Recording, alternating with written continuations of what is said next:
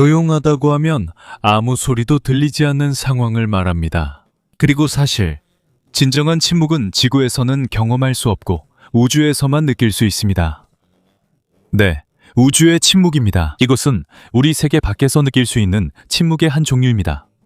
그리고 이를 경험한 몇몇 우주 비행사들에 따르면 이 침묵이 그들의 인생 전체를 바꿔놓았다고 합니다. 2026년 4월 4명의 우주 비행사가 다시 지구를 떠나 여행을 시작했습니다. 사람이 50년 넘게 도달했던 곳보다 더 멀리 갔습니다. 하지만 그 임무에 대해 거의 아무도 모르는 한 가지가 있습니다. 오리온 우주선 안에는 한 우주 비행사가 자신의 개인 장비에 조용히 넣어둔 작은 물건이 있었습니다. 그것은 기기도 아니고 과학 장비도 아니었습니다. 바로 성경이었습니다. 그 우주 비행사는 아르테미스2 임무의 파일럿인 빅터 글로버였습니다. 그는 과학을 좋아하면서도 신앙심이 깊었고 글로버는 기독교인으로 유명했습니다. 그리고 발사 며칠 전 세계 수백만 명이 지켜보는 가운데 언론 앞에서 그는 많은 사람들이 예상치 못한 말을 했습니다. 그는 성공에 대해 말하지 않았고 역사에 대해서도 말하지 않았으며 영웅이 되는 것에 대해서는 더더욱 말하지 않았습니다. 부활절 일요일을 맞이하며 여러분이 기념하거나 신을 믿는지와 상관없이 전 세계 모든 문화를 떠올립니다. 이것은 우리가 어디에 있는지, 우리가 누구인지, 그리고 우리가 같은 존재이며 함께 이겨내야 한다는 것을 기억할 수 있는 기회입니다. 대신 그는 기도를 부탁했고 부드러운 목소리로 승무원들과 전 세계에서 그들을 응원하는 사람들을 위해 기도해달라고 말했습니다. 하지만 글로버에 따르면 우주에 가는 것보다 더 어려운 임무가 하나 더 있다고 합니다. 그것은 바로 지구에서 가족들이 기다리는 일입니다. 그들이 지구에서 멀어질 때 남겨진 아내, 자녀, 부모님들은 매일 그들이 무사히 돌아오기를 바라고 있습니다. 그래서 그는 달로 떠나기 전에 하나님의 말씀을 우주선 안에 가져가기로 결심했습니다. 전시용도 자랑하기 위한 것도 아니고 오직 자신의 영혼을 위한 힘이 되기 위해서였습니다. 그는 자신이 익숙한 모든 것에서 25만 2천 마일 이상 멀어질 때 기술만으로는 충분하지 않다는 것을 알고 있었습니다. 그에게는 믿음도 필요했습니다. 불확실한 것들을 마주할 수 있는 믿음, 그리고 거의 설명할 수 없는 곳을 이해할 수 있는 믿음이 필요했습니다. 그리고 광활한 우주 한가운데서 자신을 잃지 않을 수 있는 믿음도 필요했습니다. 우주는 너무나도 광대해서 인간이 얼마나 작은 존재인지 쉽게 느낄 수 있습니다. 하지만 글로버에게는 한 가지 확신이 있었습니다. 아무리 인간이 멀리 가더라도 하나님의 임재는 결코 사라지지 않는다는 것입니다. 그리고 그때는 전 세계가 아직 몰랐지만 그 우주의 고요함 속에서 글로버가 남길 몇 마디 말이 수백만 명의 마음에 깊이 새겨질 것이라는 사실이었습니다. 하지만 시작하기 전에 이 영상을 좋아요 눌러주는 것 잊지 마세요. 저희 같은 콘텐츠 제작자에게 큰 힘이 됩니다. 정말 감사합니다. 이제 시작하겠습니다. 이와 더불어 아르테미스2 임무는 나리드 와이즈먼, 빅터 글로버, 크리스티나 코크, 그리고 제레미 한센으로 구성되어 있습니다. 이 4명은 21세기에서 가장 중요한 우주 임무 중 하나를 위해 많은 훈련과 피로, 그리고 희생을 감수한 사람들입니다. 오리온 우주선을 타고 그들은 인류 역사상 거의 모든 사람들보다 더 멀리 여행했습니다. 아폴로 임무 시절에 세워졌던 몇몇 기록을 넘어섰습니다. 여러 날 동안 그들은 지구와 별들 사이를 떠다녔습니다. 지구에서는 결코 경험할 수 없는 완벽한 고요함에 둘러싸여 있었습니다. 그리고 많은 우주 비행사들에 따르면 그렇게 멀리서 지구를 바라보면 특별한 감정을 느낀다고 합니다. 그곳에서 갑자기 인간의 모든 문제, 모든 전쟁, 모든 돈과 같은 것들이, 나라, 인류의 모든 역사까지도 사실은 아주 작고 밝은 공 하나에 모두 담겨서 어두운 우주 한가운데에 떠 있다는 걸 깨닫게 됩니다. 그걸 직접 자신의 눈으로 보면 내면에서 뭔가가 변한다고 합니다. 수십 년 동안 많은 우주 비행사들이 그 경험을 묘사하려고 했습니다. 하지만 그들이 하는 말은 거의 비슷합니다. 단순히 아름답기만 한 게 아니라고 합니다. 오히려 영혼을 뒤흔든다고 합니다. 왜냐하면 처음으로 인간이 얼마나 작은지, 그리고 신이 창조한 세상이 얼마나 광대한지 보게 되기 때문입니다. 그리고 우주의 고요함 속에서 어떤 우주 비행사들은 그곳에서 오랫동안 자신 안에 잠들어 있던 무언가를 느꼈다고 말합니다. 마치 지구에서 멀어질수록 삶과 존재, 그리고 신 자체에 대한 더 깊은 질문들을 더 많이 떠올리게 된다고 합니다. 하지만 어느 순간 신의 눈으로 세상을 보는 듯한 느낌이 듭니다. 그런 일이 일어나면 예전으로 돌아갈 수 없습니다. 삶을 바라보는 시각이 달라집니다. 신앙에 대한 관점도 달라집니다. 그리고 인간이 이 거대한 창조물 속에서 얼마나 작은 존재인지 더 잘 이해하게 됩니다. 그리고 아르테미스 2의 승무원들에게도 똑같은 일이 일어났습니다. 그들이 아주 먼 거리에서 지구를 바라볼 때 그들 안에서 무언가가 깨어났습니다. 마치 오랫동안 그 순간을 기다려온 무언가가 있었던 것 같습니다. 그리고 그 경험 이후에 그들이 한 예, 그것이 바로 이 이야기의 진정한 핵심입니다. 하지만 계속하기 전에 먼저 되돌아봐야 할 것이 있습니다. 왜냐하면 이런 일이 우주에서 일어난 것은 이번이 처음이 아니기 때문입니다. 1968년 크리스마스에 아폴로 8호가 처음으로 달을 돌았습니다. 인류 역사상 처음으로 사람이 달을 돈 순간이었습니다. 그리고 우주의 고요함에 둘러싸여 있을 때 우주비행사들이 수백만 명의 마음에 깊이 남는 일을 했습니다. 우주에서 그들은 전 세계에 창세기 1장의 첫 구절을 읽어주었습니다. 성경에 따르면 태초에 하나님이 하늘을 창조하셨다고 합니다. 그리고 땅도 창조하셨습니다. 그 말들은 단순했지만 그 밤에 수백만 명이 그 말을 들으며 눈물을 흘렸습니다. 역사상 처음으로 인간이 지구에서 아주 멀리 떨어져 있을 때 그들이 선택한 화제는 과학도 정치도 기술도 아닌 하나님이었습니다. 그리고 1년 후인 1969년에 버즈 올드린이 아폴로 11호와 함께 달에 착륙했습니다. 하지만 그가 달 표면에 첫 발을 내딛기 전에, 카메라가 모든 것을 비추기 전에 그는 조용히 먼저 한 가지를 했습니다. 그는 빵과 포도주를 꺼냈습니다. 달의 고요함 속에서 혼자 남은 후 그는 성찬식을 했습니다. 달에 있으면서 그는 요한복음에서 예수님의 말씀을 조용히 혼자 읽었습니다. 예수님께서 말씀하시길 나는 포도나무요 너희는 가지라. 몇몇 보도에 따르면 나사는 당시 올드린에게 성경을 크게 읽지 말라고 조언했습니다. 이는 잠재적인 항의나 소송 때문이었습니다. 하지만 다른 사람들이 뭐라고 하든 한 사람의 마음속에 있는 신앙을 막을 수는 없습니다. 그리고 많은 사람들에 따르면 달에서 처음으로 먹고 마신 것은 그리스도의 몸과 피를 상징한다고 합니다. 2년이 지난 후 아폴로 14호 임무 때는 300개가 넘는 소형 성경이 마이크로필름 형태로 달에 함께 실려갔습니다. 그중 약 100개가 실제로 달 표면에 도달했습니다. 그 프로젝트는 아폴로 프레이어 리그에서 진행한 것이었습니다. 그리고 마가복음 16장 말씀에는 온 세상에 나아가 만민에게 복음을 전파하라고 나와 있습니다. 그 후 아폴로 15호 임무가 이어졌습니다. 그리고 그곳에서 제임스 어윈은 매우 깊은 영적 체험을 하게 되었습니다. 그가 달의 산과 분화구 사이를 걷고 있을 때 그의 마음 깊숙이 무언가가 강하게 와닿았습니다. 이 경험은 그의 인생의 방향을 완전히 바꿔놓았습니다. 나중에 그는 이렇게 말했습니다. 살아계신 하나님은 지구뿐만 아니라 달에서도 계십니다. 그가 지구로 돌아온 후 그는 나사를 떠나 남은 생애를 복음 전파에 바쳤습니다. 하지만 많은 사람들은 아르테미스 2 임무에서 특별함을 느꼈습니다. 더 개인적이고 진실하며 마음에서 우러나왔다고 했습니다. 이번에는 그들이 준비된 대본을 읽지 않았고 준비된 연설문도 없었습니다. 지구와 달 사이를 여행하는 동안 승무원들은 이 세대가 절대 잊지 못할 사진들을 찍었습니다. 달의 지평선 너머로 천천히 떠오르는 지구의 모습이었습니다. 끝없는 어둠 속에 떠있는 작은 파란 보석처럼 보였습니다.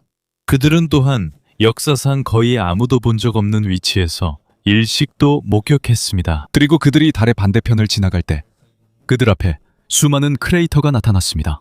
at rock formations ng mas 그 사진들은 이 우주가 얼마나 광활하고 얼마나 아름답고 그리고 여전히 얼마나 많은 미스터리가 남아있는지를 다시 한번 일깨워줍니다. 하지만 이 임무에서 가장 중요한 부분은 사진이 아니라 이 임무가 우주비행사들 자신을 어떻게 변화시켰는가입니다. 왜냐하면 그들이 여행의 한가운데에 있을 때 승무원들은 전 세계에 말을 걸고 싶다고 자발적으로 요청한 순간이 있었기 때문입니다. 대본도 없었고 명령도 없었으며 아무도 그들에게 그렇게 하라고 강요하지 않았습니다. 그리고 그들이 그것을 하기로 선택한 날은 평범한 날이 아니었습니다. 바로 부활절이었습니다. 부활절은 예수 그리스도의 부활을 기념하는 날입니다. 이 날은 죽음을 이긴 생명의 승리의 날입니다. 그리고 많은 기독교인들에게 이것은 또한 인간의 희망의 근원이기도 합니다. 그리고 바로 그날 아르테미스2 승무원들은 광활한 우주 한가운데를 떠다니며 지구에 있는 사람들과 대화할 기회를 요청했습니다. 그것은 공식 일정의 일부가 아니었습니다. 비행 계획에도 없었습니다. 그들 스스로 자발적으로 요청한 것이었습니다. 그들은 아주 먼 거리에서 창조물을 바라보며 마음속 깊은 곳에서 갑자기 깨어나는 감정들을 느꼈습니다. 마치 우주의 광활함을 더 많이 볼수록 평범한 말로는 표현하기 힘든 어떤 감정을 더욱 강하게 느끼는 것 같았습니다. 경이로움, 겸손함, 그리고 깊은 감사의 감정이었습니다. 그리고 그 순간 빅터 글로버가 다시 말을 이었습니다. 그는 오리온 우주선 안에 자신의 성경을 가져간 우주비행사이기도 했습니다. 그리고 그가 이어서 한 말은 많은 이들의 마음에 깊이 남았습니다. 빅터 글로버는 이런 날들이 중요하다고 믿습니다. 라고 말했습니다. 그리고 우리가 지구에서 아주 멀리 떨어져 있을 때 창조의 아름다움을 바라보면서 여기서 제가 얻은 가장 중요한 깨달음 중 하나는 지구를 하나의 전체로 볼 수 있다는 점입니다. 그 말들은 단순하게 들릴 수 있습니다. 하지만 그가 그 말을 어디에서 했는지 생각해보면 그 의미가 갑자기 매우 깊어집니다. 왜냐하면 그가 그 말을 할 때 그는 지구에서 수천 마일 떨어진 곳에 있었고 우주의 고요함에 둘러싸여서 지구 전체를 하나의 작은 행성으로 보고 있었기 때문입니다. 나중에 글로버 자신이 그 말들을 준비하지 않았다고 인정했습니다. 그는 그렇게 말할 계획이 없었습니다. 그건 미리 짜인 말이 아니었습니다. 그것은 적혀있지 않았습니다. 그것은 그의 마음에서 우러나온 말이었습니다. 마치 그가 모든 창조물을 눈앞에서 바라보면서 무언가가 그의 영혼을 곧장 울린 것 같았습니다. 그가 할 수 있었던 건 자신이 진심으로 느낀 걸 말하는 것뿐이었습니다. 창조물의 아름다움. 이것이 그가 계속 강조한 점이었습니다. 기술도 아니고 업적도 아니고 역사적인 임무도 아니었습니다. 오직 하나님이 창조하신 것의 아름다움이었습니다. 그리고 그의 단순한 결정에는 아름다운 메시지가 담겨 있습니다. 왜냐하면 생각해보세요. 그는 인류가 만든 가장 혁신적인 것 중 하나에 있으면서 세계에서 가장 현대적인 기술로 둘러싸여 있었고 과학적인 어떤 주제든 공학, 달 탐사, 내비게이션 시스템, 우주여행의 미래 등 무엇이든 이야기할 수 있었습니다. 하지만 그는 그것을 선택하지 않았습니다. 그가 선택한 것은 한 사람이 하나님의 창조물을 보며 느끼는 경이로움을 말하는 것이었습니다. 이는 인간의 마음에 깊은 의미를 담고 있습니다. 이것은 마치 세상이 아무리 바쁘고 일상생활의 소음이 아무리 커도 모든 사람의 내면에는 숨겨진 진실이 있다는 것을 보여주는 것 같습니다. 그 진실은 때때로 스트레스, 일, 문제, 그리고 세상의 소음에 가려질 뿐입니다. 하지만 우리가 진정으로 위대하고 진정으로 아름답고 진정으로 신성한 무언가를 마주할 때 그 진실은 다시 깨어나게 됩니다. 그리고 글로버가 말한 것은 거기서 끝나지 않았습니다. 우주선이 가장 가까운 거리에 다가갈 때 그는 듣는 이들의 마음에 더욱 깊이 와닿는 또 다른 메시지를 전했습니다. 이 와닿는 또 다른 메시지를 전했습니다. 그는 예수님께서 거의 2000년 전에 주신 명령을 언급했습니다. 예수님께서는 하나님을 사랑하고 이웃을 사랑하라고 하셨으며 이것을 생각해보라고 했습니다. 그는 우주에서 지구를 바라보며 그 말을 했습니다. 그곳에서는 국경도, 벽도, 깃발도, 정치적 분열도 보이지 않습니다. 오직 하나의 행성, 하나의 집, 하나의 인류 가족만 있을 뿐입니다. 그 순간 글로버는 전 세계에 그리스도의 가장 중요한 가르침 중 하나인 서로 사랑하라는 것을 상기시키기로 선택했습니다. 그리고 그 말이 우주 깊은 곳에서 들려올 때 그 의미는 더욱 깊어지는 것 같았습니다. 왜냐하면 높은 곳에서 보면 지구에서 자주 잊어버리는 사실, 즉 우리 모두가 같은 인간이고 같은 행성에 살고 있으며 우리 모두에게 생명을 주는 같은 세상에 의존하고 있다는 것을 더 분명하게 볼 수 있기 때문입니다. 시간이 지날수록 세상은 점점 더 분열되는 것 같습니다. 더 많은 분노, 더 많은 다툼, 더 많은 분열이 생기고 있습니다. 하지만 우주에서 온 한 우주비행사가 우리에게 진짜로 가장 중요한 것이 무엇인지 다시 한번 상기시켜줍니다. 바로 서로를 사랑하는 것입니다. 그리고 그는 그 경험이 자신에게 얼마나 큰 영향을 미쳤는지 보여주는 또 한 가지를 나누었습니다. 그는 지구를 우주선에 비유해서 설명했습니다. 글로버에 따르면 지구는 마치 생명을 위한 집으로 설계된 아주 아름다운 탈것과 같다고 합니다. 그것도 광활한 우주 한가운데에 있는 것이죠. 하지만 한 가지 큰 차이점이 있습니다. 이 지구는 인간이 만든 것이 아니라는 점입니다. 이것은 인간 엔지니어나 공장이 만든 것이 아닙니다. 글로버에 따르면 이 지구는 하나님이 자녀들을 위해 창조한 집이라고 합니다. 지구에는 모든 생명을 보호하는 대기가 둘러싸고 있습니다. 그리고 모든 존재에게 생명을 주는 물이 있습니다. 매년 반복적으로 내리는 비는 먹을거리를 길러줍니다. 그리고 이 모든 것은 아주 정확한 균형 속에서 작동합니다. 너무나 정밀하고 너무나 섬세해서 그중 몇 가지라도 조금만 변해도 인간이 지구에서 살 수 없게 될 수도 있습니다. 그리고 글로버가 지구를 바깥에서 바라보면서 우주의 어둠 속에 떠 있는 지구를 지켜볼 때 그에게 아주 분명해진 깨달음이 하나 있었습니다. 이 모든 것에는 설계자가 있다는 것, 모든 세부 사항을 생각한 누군가가 있다는 것, 우리가 태어나기도 전에 이 세상을 인간을 위해 준비한 누군가가 있다는 것이었습니다. 그리고 그의 말에 따르면 그 사랑의 흔적은 창조의 모든 부분에서 볼 수 있다고 합니다. 계절이 정확하게 바뀌는 것에서도 말이죠. 하늘에서 내리는 비가 땅에 생명을 주는 것에서, 우리가 아무 생각 없이 매일 들이마시는 산소에서 그 흔적을 볼 수 있습니다. 그리고 매일 반복되는 해돋이에서도 세상이 여전히 그 설계대로 움직이고 있음을 계속해서 상기시켜줍니다. 글로버에게 이 모든 것은 하나님이 자신의 창조물에 대해 신실하다는 증거처럼 보입니다. 글로버만이 그 부활절 메시지에서 영적인 성찰을 나눈 것은 아니었습니다. 제레미 한센 역시 예수님의 가르침에서 영감을 받은 메시지에 대해 이야기했습니다. 몇몇 보도에 따르면 그는 서로 사랑하고 하나 되는 것의 중요성을 강조했습니다. 그에게 있어서 그 임무는 단순히 기술의 새로운 성취를 이루는 것만이 아니었습니다. 그 이상으로 더 깊은 의미가 있었습니다. 이것은 우리가 진정 누구인지에 대한 일종의 상기라고 합니다. 서로 다른 나라, 문화, 신념에도 불구하고 인류의 희망은 하나라는 의미입니다. 그리고 그들이 우주 한가운데에 떠 있을 때 국경도 없고 어떤 거리도 막을 수 없는 사랑의 형태를 더욱 분명하게 느낄 수 있었습니다. 그들 주위의 우주만큼이나 넓고 그들 앞에 보이는 지구만큼이나 진실된 사랑이었습니다. 하지만 그 순간들이 아무리 무거워도 더 강렬한 일이 곧 닥쳐올 줄은 몰랐습니다. 오리온 우주선의 여정이 계속되는 동안 승무원들은 온 세대의 기억에 깊이 남을 사진들을 다시 한번 촬영했습니다. 달 뒤에서 지구가 서서히 모습을 드러냅니다. 마치 우주의 어둠 속에서 떠오르는 작은 파란 보석 같습니다. 하지만 그 후 전 세계가 잊지 못할 순간이 찾아왔습니다. 다음 날 오리온 우주선이 달의 반대편에 진입했습니다.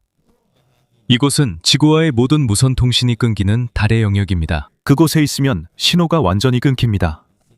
전화도, 전송도, 지구에 있는 누구도 당신의 목소리를 들을 수 있는 방법이 없습니다. 약 45분 동안 그 4명의 우주 비행사들은 인류 역사상 가장 외로운 사람들이었습니다. 그걸 한번 상상해 보세요. 누구와도 연락이 없고 들을 수 있는 목소리도 없고 지구에서 오는 신호도 없습니다. 그 4명과 우주선의 금속 몸체, 그리고 일반 사람이 거의 이해할 수 없을 만큼의 침묵만이 존재했습니다. 그리고 신호가 사라지기 전 마지막 몇 마디가 남았습니다. 세상이 들은 그들의 마지막 말이었죠. 기술 데이터, 좌표, 시스템 업데이트도 아니었습니다. 빅터 글로버가 통신이 끊기기 전에 마지막으로 한 말은 아주 단순했습니다. 빅터 글로버에 따르면 우리가 무선 연락이 끊기기 전에 지구에서 여러분의 사랑이 느껴졌습니다.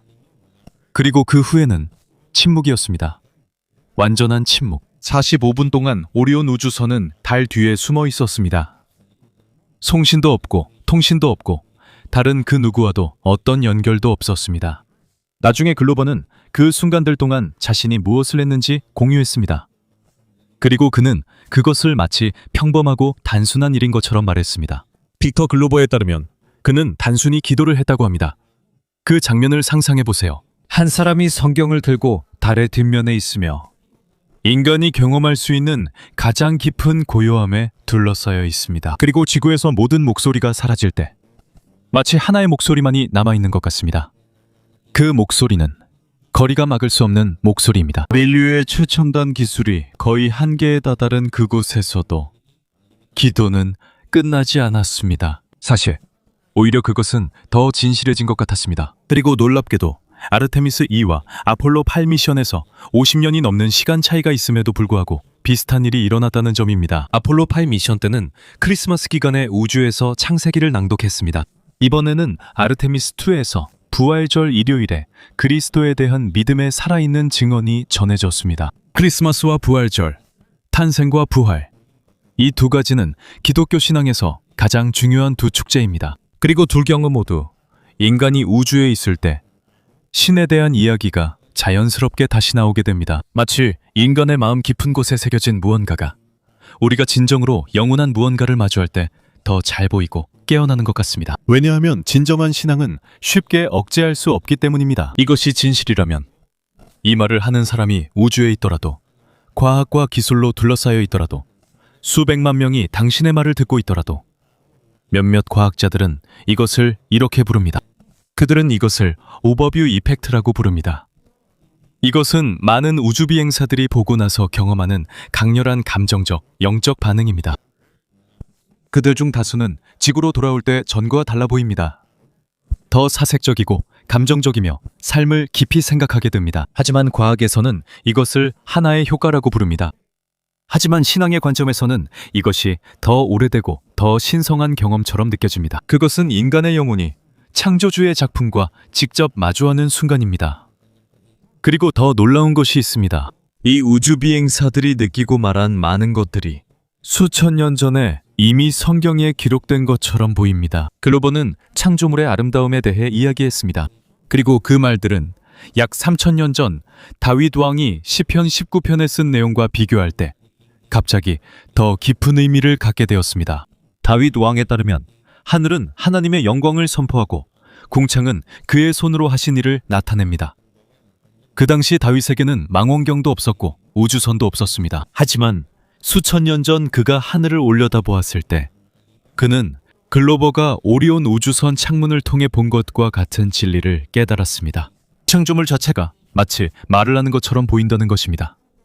온 우주가 조용히 이 모든 것을 창조하신 하나님의 위대하심을 증언하는 것 같습니다. 다윗과 글로버는 3000년의 세월 차이가 있습니다. 그들의 세계는 완전히 다릅니다. 다른 시대, 다른 기술입니다. 하지만 깨달음은 여전히 같습니다. 여전히 경이로움은 같습니다. 말로 다 표현할 수 없을 만큼 광대한 무언가를 마주한 사람의 감정도 같습니다. 그리고 다윗이 쓴 또 다른 구절이 있는데 그 말이 더 와닿는 것 같아요. 우리가 지구를 볼 때 광활한 우주의 어둠 속에 아주 작고 홀로 떠 있는 모습을 보면 그렇습니다. 시편 8편에서 다윗 왕이 수천 년 전에 쓴 질문이 있습니다. 그리고 지금까지도 그 말은 여전히 사람의 마음을 깊이 울립니다. 다윗 왕에 따르면 내가 주의 하늘과 주께서 제자리에 두신 달과 별들을 바라볼 때 사람이 무엇이기에 주께서 그를 기억하십니까? 아주 단순한 질문입니다. 하지만 곰곰이 생각해보면 이 질문은 점점 더 깊어집니다. 이 광활한 우주 속에서 우리는 도대체 어떤 존재일까요? 별과 은하를 창조하신 하나님께서 왜 이렇게 작고 잠시 머무는 인간의 삶에 관심을 가지실까요? 왜 하나님께서는 이 광활한 우주 한가운데 떠 있는 아주 작은 행성을 기억하실까요? 하지만 성경에 따르면 하나님께서는 그렇게 하십니다. 하나님은 우리를 알고 계시고 우리를 기억하십니다. 그리고 하나님께서는 지구에 살았던 모든 사람과 앞으로 살 모든 사람을 사랑하십니다. 그것이 아마도 존재 전체에서 가장 아름답고 믿기 어려운 진실 중 하나일 것입니다. 온 우주를 손에 쥐고 계신 하나님께서 각 사람에게 개인적인 사랑을 가지고 계시다는 것입니다. 그리고 선지자 이사야가 사랑에 딱 맞는 또 다른 글을 남겼습니다. 오늘날 우리 시대 이사야에 따르면 여러분의 눈을 들어 누가 이 모든 것을 창조하셨는지 보라고 합니다. 그리고 바로 그것이 아르테미스 2 승무원들이 한 일이었습니다. 그들은 지난 50년 넘게 거의 누구보다도 더 높이 시선을 들어 올렸습니다. 그리고 그들이 우주에서 창조물을 바라볼 때 마치 창조주의 흔적을 본 것 같았습니다. 하지만 이 이야기에는 또 하나 더 놀라운 부분이 있습니다. 성경에는 욥기라고 불리는 아주 오래된 책이 있습니다.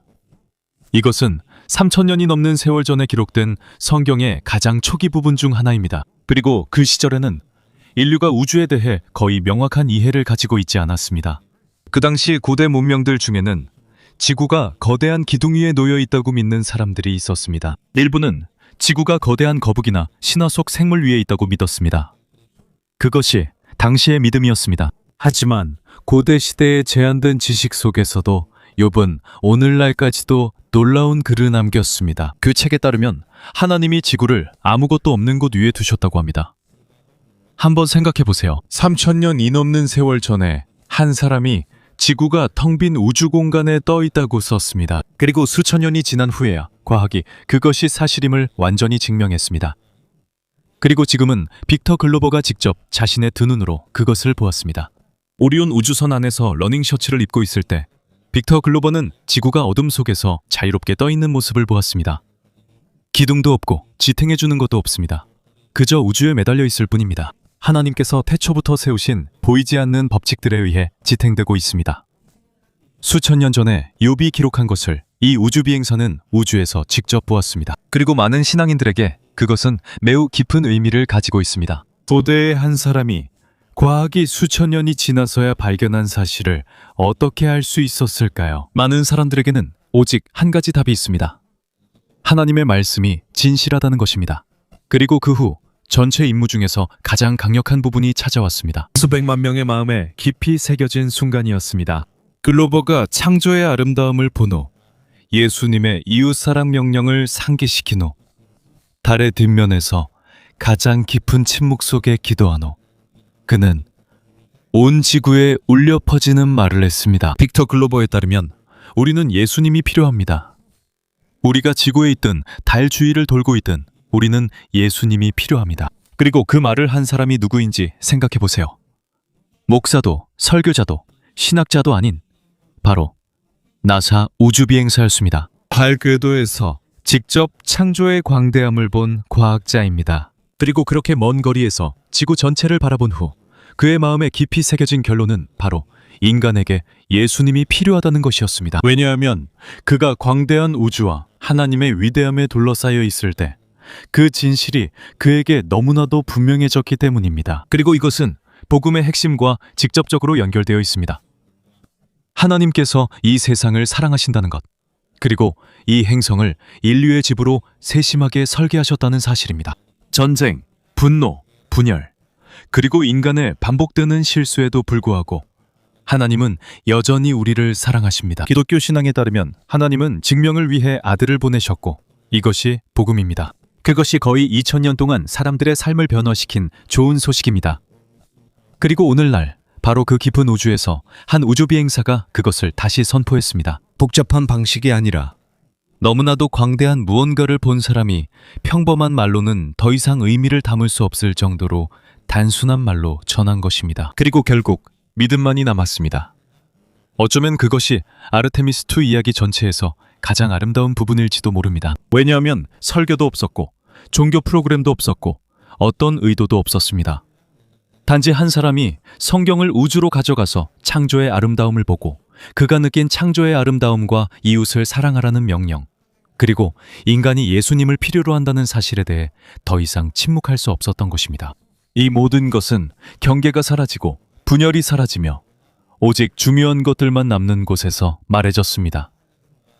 하나님의 작품과 하나님의 사랑만이 남는 곳에서 말이죠. 그리고 이 이야기가 당신의 마음에도 닿았다면 당신이 이 이야기에 대해 어떻게 생각하는지 듣고 싶습니다. 당신은 사람이 우주로 더 멀리 나아갈수록 우리가 하나님을 더 많이 생각하게 되는 것이 우연이라고 생각하십니까? 왜냐하면 아르테미스2 미션은 단순한 과학적 성취가 아니라 전 인류에게 주는 하나의 상기이자 우주 한가운데를 여행한 개인적인 성경, 우주 비행사의 마음에서 자연스럽게 나온 창조의 아름다움에 대한 부활절 메시지.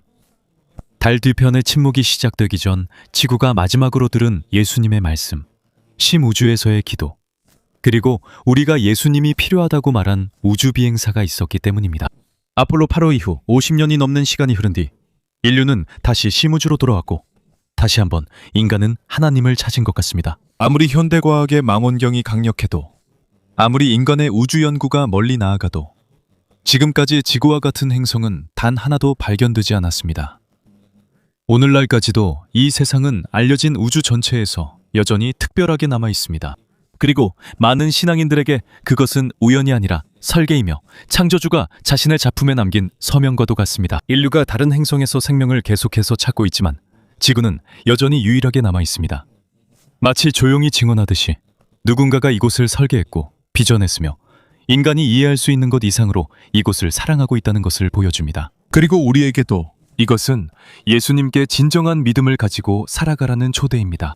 우리가 오리온 우주선에 타고 있지 않더라도, 달에서 지구를 바라보지 않더라도, 우리는 이곳 우리의 삶 속에서도 같은 깨달음을 경험할 수 있습니다. 우리가 주변의 창조물을 바라볼 때마다 우리는 끝없는 사랑을 가진 하나님의 흔적을 볼 수 있습니다. 그리고 빅터 글로버가 맞아요.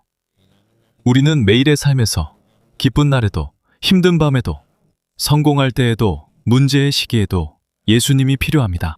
그리고 복음의 메시지에 따르면 하나님께서 당신을 찾으시도록 우주로 여행할 필요는 없습니다. 당신은 그저 마음을 열기만 하면 됩니다. 그리고 만약 당신이 아직 그것을 해본 적이 없다면 지금 당신만의 말로 진정한 믿음을 가지고 마음으로 할 수 있습니다. 주 예수님, 저는 저를 사랑하신다는 것을 믿습니다. 저는 주님께서 저를 위해 생명을 내어주셨음을 믿습니다. 이제 저는 주님을 저의 주님이자 구세주로 받아들입니다. 제 삶을 인도해 주시고 주님의 평안으로 저를 채워주십시오.